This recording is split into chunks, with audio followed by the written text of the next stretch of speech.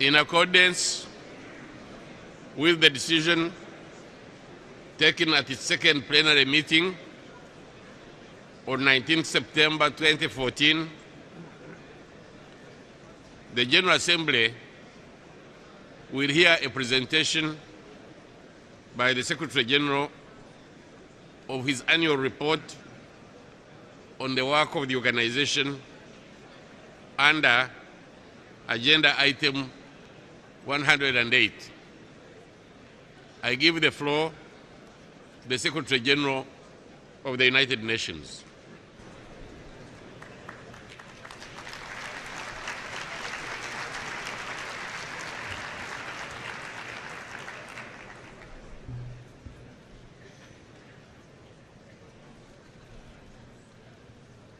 Your Excellency, Mr. Sam Kutesa, President of the General Assembly, distinguished heads of state and government, Excellencies, ladies and gentlemen.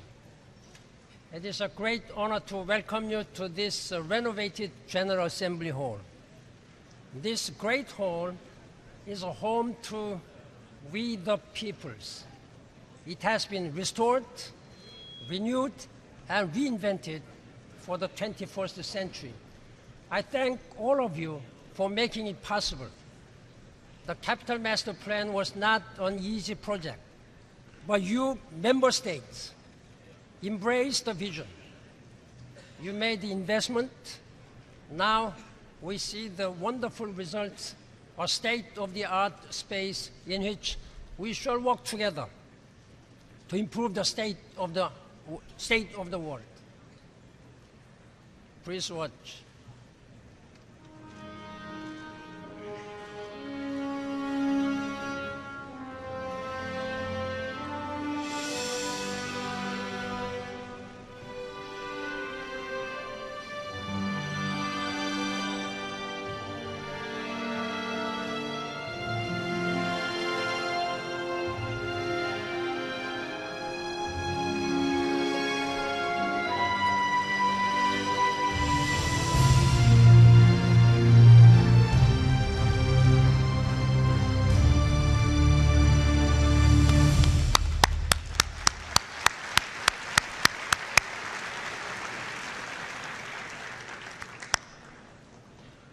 Excellencies, we wanted to have, in fact, grand opening ceremony, but because of all situation, frugality, and time, we just wanted to have this virtual grand opening ceremony.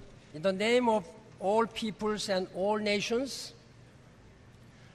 I'm now proud to officially declare this General Assembly Hall open for business. Thank you.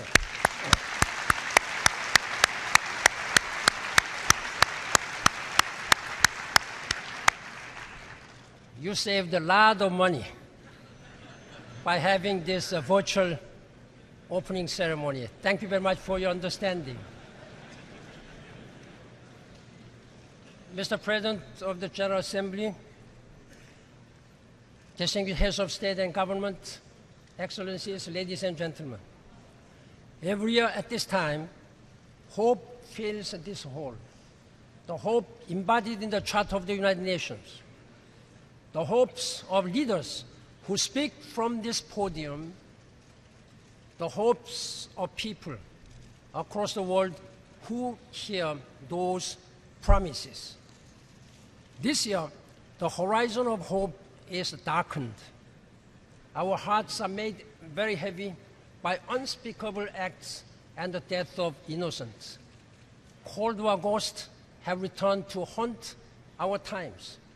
We have seen so much of the Arab Spring go violently wrong. Not since the end of the Second World War have there been so many refugees, displaced people, and asylum seekers. Never before has the United Nations been asked to reach so many people with emergency food assistance and other life-saving supplies. Diplomacy is on the defensive. undermined by those who believe in violence. Diversity is under assault by extremists who insist that their way is the only way. Disarmament is viewed as a distant dream, sabotaged by profiteers of perpetual warfare. It may seem as if the world is falling apart as crises pile up and disease spread. But leadership is precisely about finding the seeds of hope and nurturing them into something bigger. That is our duty. That is my call to you today. Ladies and gentlemen, it has been a terrible year for the principles enshrined in the United Nations Charter, from barrel bombs to beheadings, from the deliberate starvation of civilians to the assault on hospitals, UN shelters, and aid convoys. Human rights and the rule of law are under attack. Mesdames et Messieurs, ladies and gentlemen, after the latest tragedy in Gaza, Palestinians and Israelis seem more polarized than ever. If we do not save the two-state solution, we will be left in a state of permanent hostilities. The situation in and around Ukraine remains volatile. In South Sudan, a struggle for political power has killed thousands of people and exposed millions to the threat of famine. The Central African Republic is fractured and traumatized. Mali and the Sahel continue to suffer from insurgency, terrorism, the illicit drug trade, and organized crime. In Somalia, a coalition of African states confronts the terrorist group Al-Shabaab. In Nigeria, Boko Haram's murderous onslaught gains strength, with shocking impacts on women and girls. in Iraq and Syria, we see new depth of barbarity with each passing day and devastating spillover effects across the region. As Muslim leaders around the world have repeatedly said, there is nothing Islamic about the terrorist organizations wreaking havoc in the region. These extremist groups are a clear threat to international peace and security that requires a multifaceted international response. We need a decisive action to stop atrocity crimes and frank discussions on what created the threat in the first place. The people of the region have been forced to work on the broken shard of bad governance and bad decisions that fail to respect international law and basic human rights. Across the world, the fragility of states and institutions has never been more apparent. Some have been hollowed out by corruption. Others have pursued policies of exclusion that drive the victims towards anger, despair, and violence. States must uphold their responsibility to govern and govern for all their peoples. Even where there is no overt warfare, violence still mars lives. Men prey on women across the globe, from battlefields to streets, from public spaces to privacy of the home. Migrants face increasingly perilous journeys and closed doors upon arrival. In many countries, seen as models of integration, divisive politics are on the rise. People are very good at seeing prejudice in others, but less so in themselves. The trends that bring people together instant communications, free trade, and ease of travel are also being exploited by forces that keep them apart. The world's fasten seatbelt light is illuminated. Turbulence is testing the multilateral system, national institutions, and people's lives.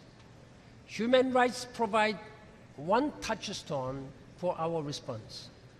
The Human Rights Upfront initiative aims to place human rights at the center of our thinking and our efforts in the field. The protection of nearly 100,000 people at UN bases throughout South Sudan has been an early milestone of this new approach. The international community needs to be similarly sensitized to the value of human rights as an early warning mechanism. I urge member states to fulfill their responsibilities to their populations. States also need to be open to discussing their own vulnerabilities. Let us recall that the Universal Declaration of Human Rights not only proclaims a set of freedoms, it also warns that people will not stand idle if they are not protected. We need to do far more to anticipate problems and reach early political consensus. To better meet the challenges before us, I have called for a review of United Nations peace operations and will appoint a high-level review panel in the coming weeks. The unity of the Security Council is crucial. When the Security Council acts as one, we see results such as the elimination of Syria's chemical weapons program, agreement on a peacekeeping operations for the Central African Republic, timely support for the peace framework in the Great Lake region of Africa. By contrast, continued disunity over Syria has resulted in grave human suffering and loss of credibility for the Council and our institution. The General Assembly must also uphold its responsibilities and play its rightful role. Mesdames et Messieurs, Ladies and gentlemen, excellencies, we must not let the smoke from today's fires blind us to longer-term challenges and opportunities. Hope may be hard to discern, but it is there. In clinics, classrooms, and other places. Far from the spotlight, the development agenda is making remarkable progress. Global poverty, child mortality, and maternal deaths have been cut in half. More remains to be done, but these and other gains show the power of the Millennium Development Goals and what we can do when we work together. Today, an inspiring global conversation is taking place on an agenda for the next 15 years. Earlier this month, small island developing states added their voices with the adoption of the Samoa Pathway, a far-reaching plan for addressing their unique vulnerabilities. 2 days ago in this hall, we heard the appeals of the world's indigenous peoples for an end to marginalization. That same day, world leaders reaffirmed the importance of continuing to implement the groundbreaking consensus of the Cairo Conference on Population and Development. The conversation for the future we want has been one of the most inclusive efforts in United Nations history. More than 5 million people have now voted in the My World survey. I encourage millions more to log on and chime in. What is emerging from our dialogue is remarkable in its vision. A universal agenda applying to all countries, and a determination not to reduce but to eradicate extreme poverty and hunger, and to put all countries and communities on the path of truly sustainable development. The Open Working Group of the General Assembly has placed before us a proposed set of sustainable development goals that will help us to complete the unfinished business of the MDGs, overcome inequalities, protect the planet, and build the future we want. At the end of the year, at your request, I will provide a synthesis report that will set the stage as member states begin their negotiations. Ladies and gentlemen, transformation is our goal. I can think no better place to start than with opening doors and shattering ceilings for women and girls. Stereotypes continue to be deeply entrenched.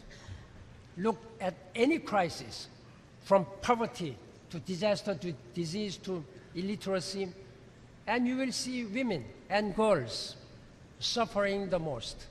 We cannot fulfill 100% of the world's potential by excluding 50% of the world's people. Climate action is integral to all our hopes. 3 days ago, in the streets of our host city, New York, I joined hundreds of thousands of people in marching for a cleaner, greener future. They sent a powerful message to the leaders of their impatience, but also opportunity. Yesterday's climate summit was a landmark event. We saw a great coming together of countries, capital, CEOs, and citizens. Multi-stakeholder coalitions took unprecedented action to reduce emissions, build resilience, and finance the transformation of our economies and societies.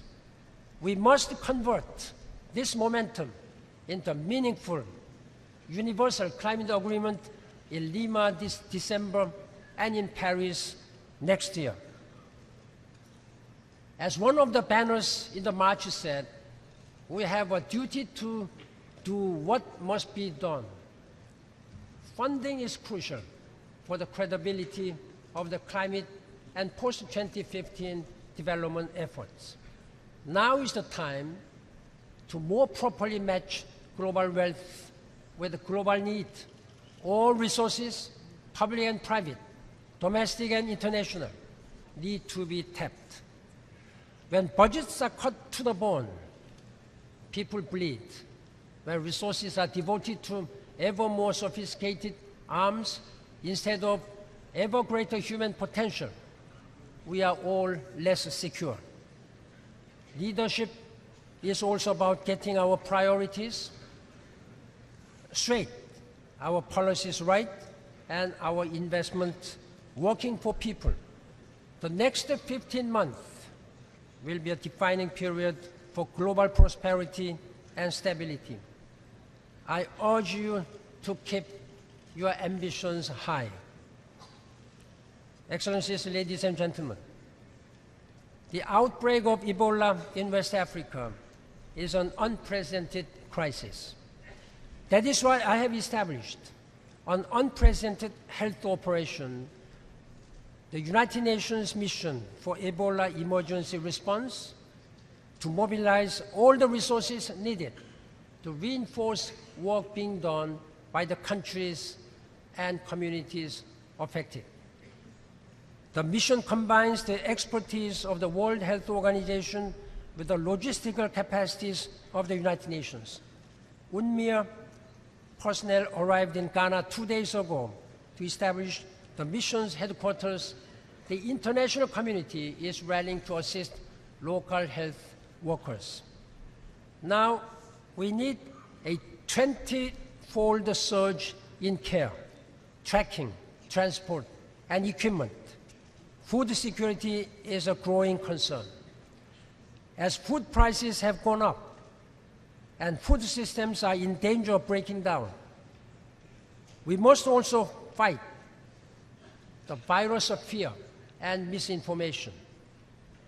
Bans on travel or transport will not keep Ebola from getting out, but will keep medical personnel and supplies from getting in. We need to isolate people affected by Ebola, but not the nations struggling to cope with it. With the leadership and solidarity, we can help the people of Guinea, Liberia, and Sierra Leone bring the outbreak to an end and regain the path to a better future. Excellencies, distinguished heads of state and government, the world recently marked the 100th anniversary of the outbreak of the First World War. Like so many conflicts, that war started less from grand design than from small problems badly handled. After the Second World War, the founding of the United Nations was a feat of global resolve.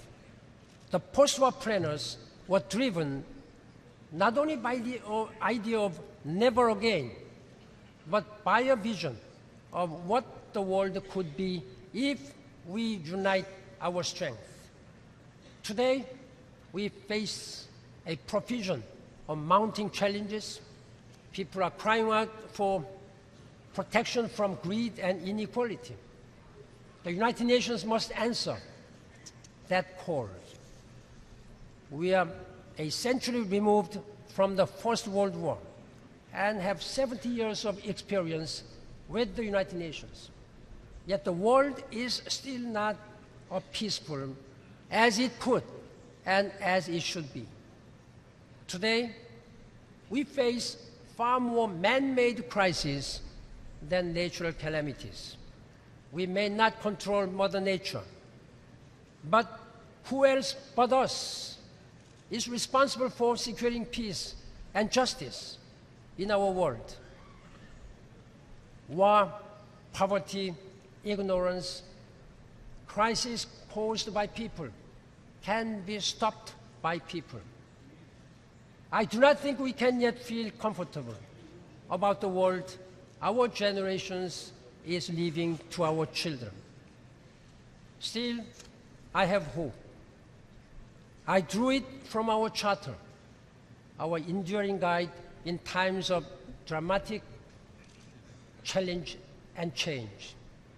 I'm continually inspired by the staff, peacekeepers, humanitarian workers, human rights defenders, and others who bring our document, this charter, to life. Just as we have renovated this great hall for a new age, I look to you, Excellencies, distinguished heads of state and government, to rebuild your leadership and restore unity of purpose. We can tackle any challenge, and we will as United Nations. I thank you for your leadership. Thank you very much.